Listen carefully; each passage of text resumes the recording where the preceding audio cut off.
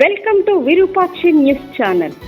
వార్తలు చదువుతున్నది విరూపాక్షి లతారెడ్డి. ఈనాటి వార్తా విశేషాలు. పెహల్గాం మృతుల కుటుంబాలకు శృంగేరి పీఠం ఆర్థిక సహాయం.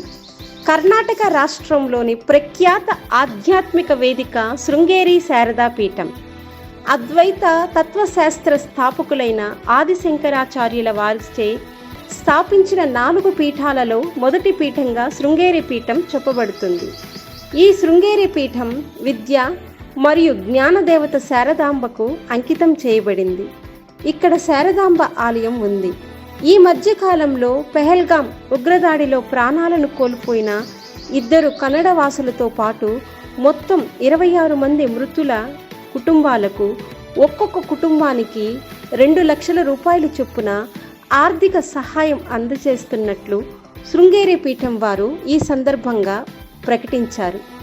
ఈ సహాయం కష్టకాలంలో హిందువులకు సహాయపడగలదని వారు ఒక ప్రకటనలో విడుదల చేశారు.